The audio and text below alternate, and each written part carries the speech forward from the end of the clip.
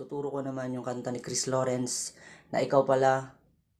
Okay, marami siguro naghahanap ng guitar tutorial nito. Ituturo ko na siya guys. Pero lalagyan natin ng kapo guys sa 3rd fret. Kailangan natin ng kapo kasi mamaya sa last part nito meron siyang transpose. Tataas yung last chorus nito ng kalahating note, 1 fret yung tataasan nito guys. Ang gagawin natin, imbis na mag-transpose tayo ng mga chords, ay ililipat na lang natin yung kapo. Okay? Lilipat natin sa 4th fret mamaya. Pero yung mga chords pa rin sa chorus niya ay yun pa rin. Okay, na-gets na siguro guys. Una, ituturo ko muna yung intro nito. Ganito yung intro na ituturo ko sa inyo. Simple lang naman siya. Yung parang piano niya.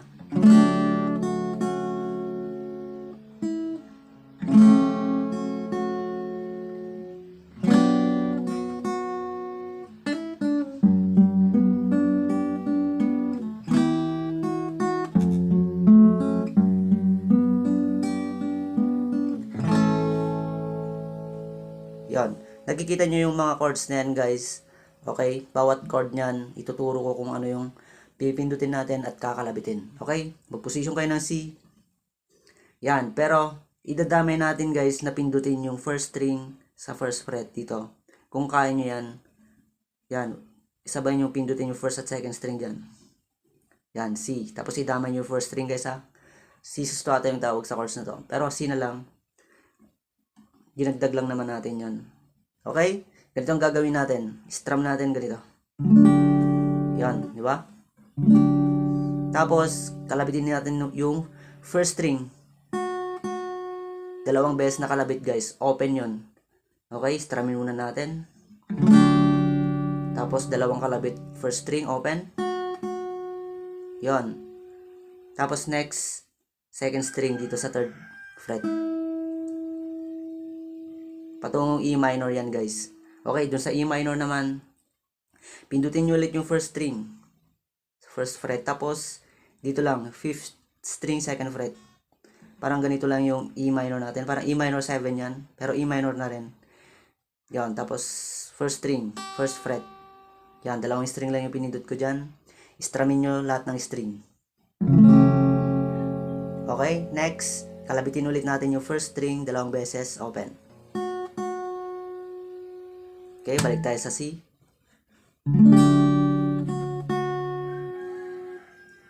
Then second string dito, 3rd fret.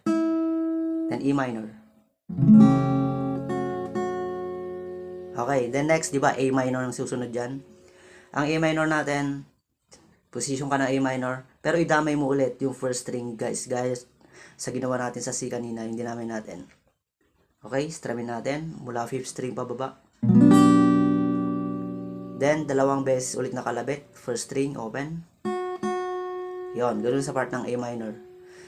Okay, bago pumasok sa F, guys, ay gawin natin to. Second string. Yon, hinammer natin sa 3rd fret. Mula 1st fret, hammer sa 3rd fret. Ganun siya. Pwede naman ganun, pero kahit simpleng ganito na lang. Tapos, mag-position ka ng F. Ganito ang pag-plucking dyan. 6, 4, 3, 2, 1, 2, 3, 4. Yan. 6, 4, 3, 2, 1, 2, 3, 4. Okay, balik tayo sa C.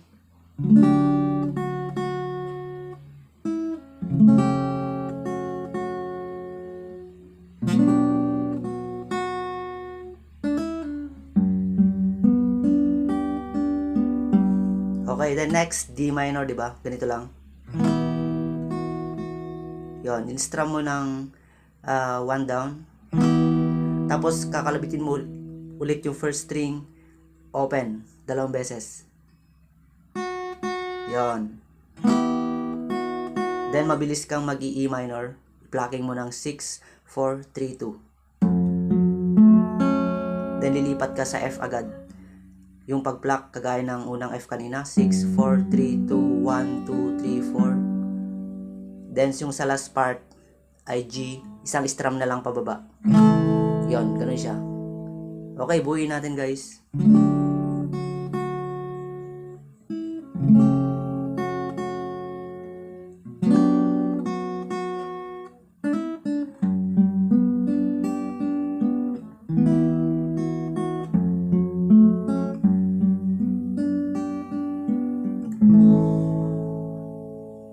siya.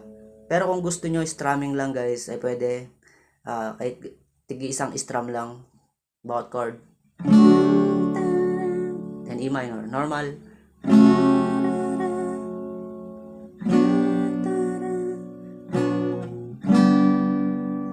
Yan, tumigil sa F, tapos D minor, E minor, F, G.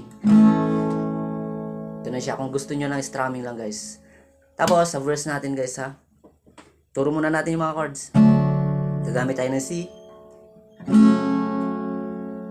Yung pag-strum pala dito sa verse niya guys, tapos sa chorus ganito. Down, up, down, up, down, up, down, up, down, up. Pero yung kabilis guys. Down, up, down, up, down, up, down, up, down, up. Okay, tugtugin ko muna. Di ko naisip na darating pa ang isa tulad ko sa pag-iisa. At ngayon buhay ko ay nagbago. Ito'y dahil sa'yo. Okay, bali dalawang beses ulitin yung chord set na yan. Una, C, guys. Isip mo da, E minor. Ang is F, tulad mo sa akin. Okay, merong kakaibang chord dito. Inimbento ko lang tong chord na to guys ha. Hindi ko sigurado kung anong. Tinawag ko lang siyang F over F sharp.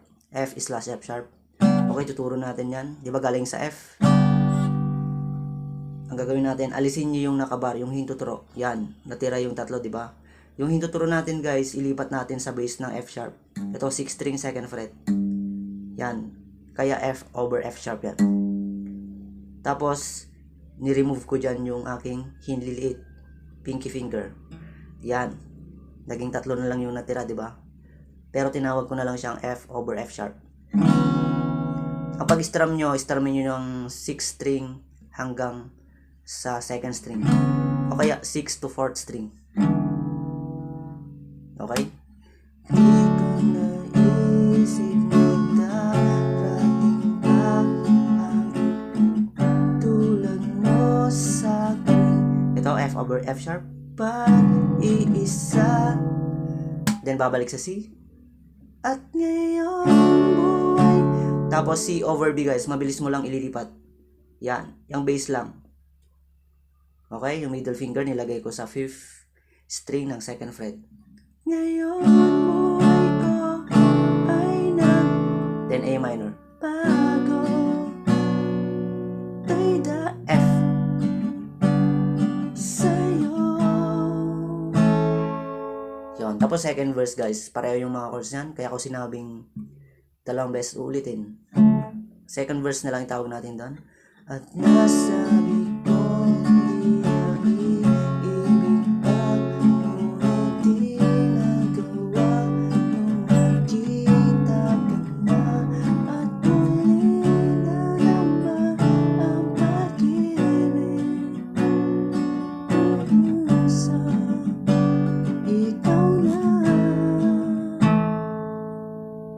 napakadali lang, di ba, guys? Sa mga hindi pa pala nakasubscribe, guys, kung gusto nyo, para updated kayo lagi sa mga marami pa akong videos na ituturo. Okay? Diretso tayo sa chorus. Ganito yung chorus niya. Pakita natin. Okay, C. Ikaw pala ang hanap ko, ang nais ko, ang hinihintay ng puso. Tunay na kung siya ang kapalaran mo, darating sa buhay mo.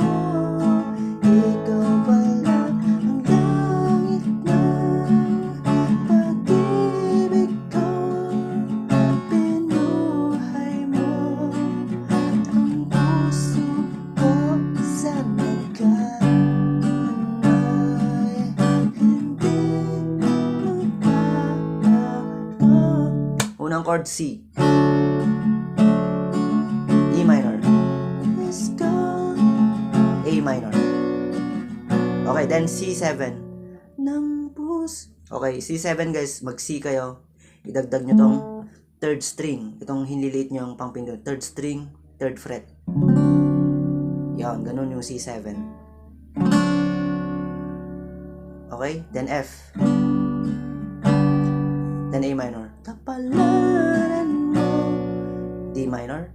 Darating sa buhay. G. Yan, babalik sa C.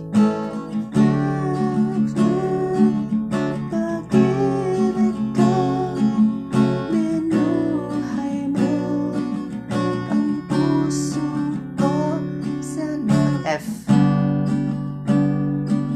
D minor. G.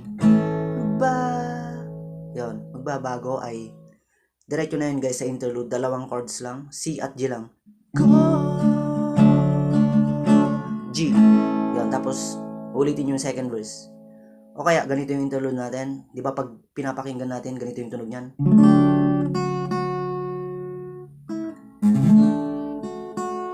Yan, tapos dediretso na second verse. Yung ginawa ko lang guys, ay yung ginawa ko sa intro kanina, dun sa part ng C. Tapos G naman, ganito yung daliri nyo guys ha. Ganitong G, para mapindot nyo yung first string dun sa first fret. Yan, bali yung G ko dito, isang string lang yung pinindot ko, 6 string. Dinamay ko lang yung first string sa first fret. Ganun lang.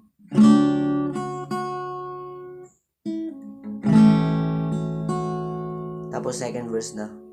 At nasabi ko di ibig pa nung di magawa nung makita ka na at muli nadama ang pag-ibig sa aking puso'y ikaw na. Tapos chorus ulit guys.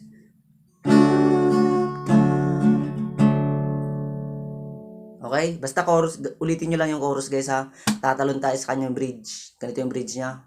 Para hindi tayo makapiright guys. Okay, bridge na tayo. Kasi meron pa tayong last chorus, yung lipat kapo. Ganito yung bridge. Tayo sa'yo.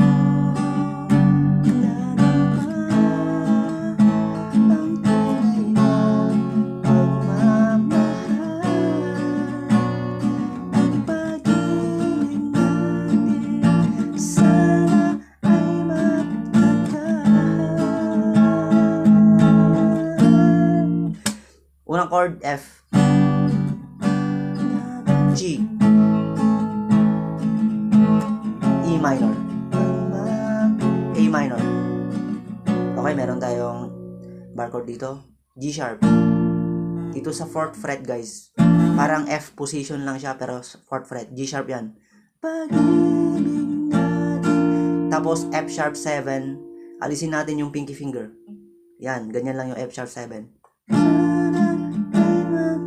Tapos G. Then babalik sa G sharp. Okay, ulitin natin. Tayo sa'yo.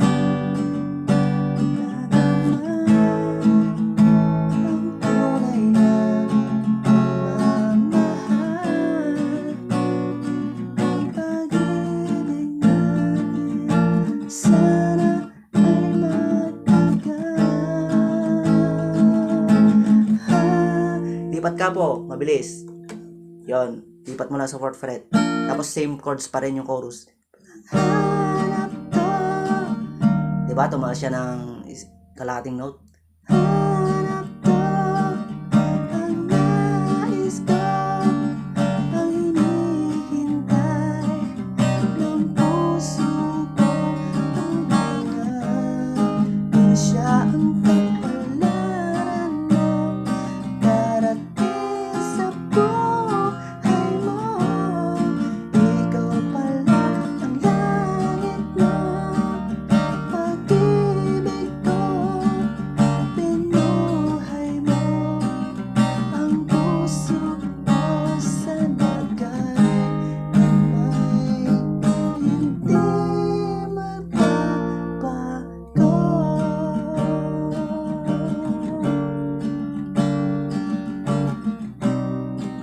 Tuloy-tuloy lang guys. Yan, pag nakarating sa F, di ba? Then G. Pag nakarating ka na sa F, di tapos G, magbaba, then C, go. Yan. Sa part na yun guys ha, F, G, at C.